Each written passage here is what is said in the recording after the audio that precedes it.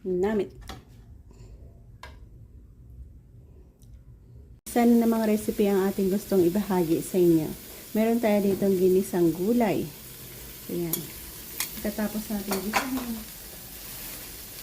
Kinuha natin ang konti and then i-add natin yung noodles natin dyan. Dahil gagawa tayo ng masarap na ginisang Mickey. Upos. 2 kilong Mickey yan.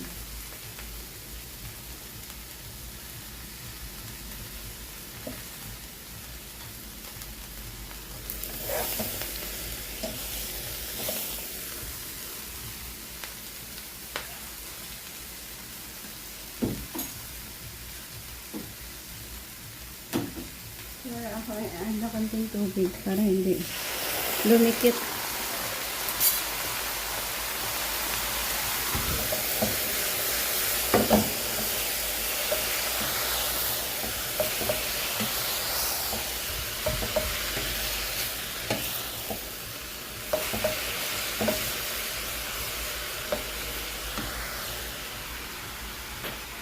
Mag-add tayo ng soy sauce.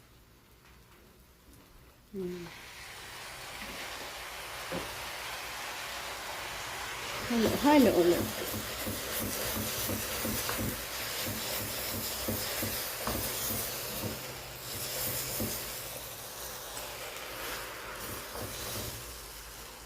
Yan, nag-add tayo ng yan natin ng oyster sauce.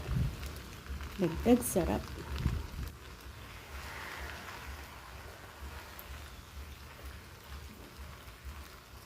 Yan natin gamit mamasika. Mamasika.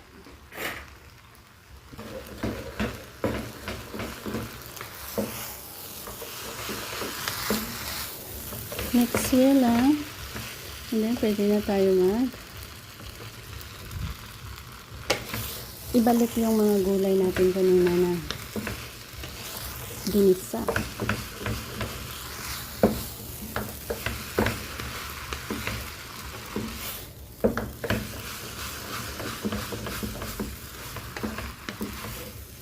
Easy lang, di ba?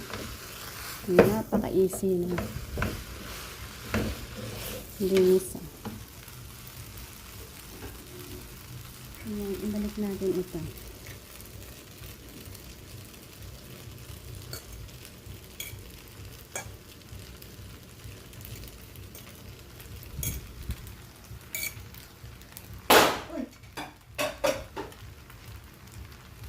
Marami tayong i-add na crushed garlic or fried garlic natin. So, ayan. Thank you again, guys. Bahagi ko na naman sa inyo ang ating simpleng paraan kung paano natin lutuin ang ating Mickey, fresh Mickey. Again, bye-bye and God bless us all.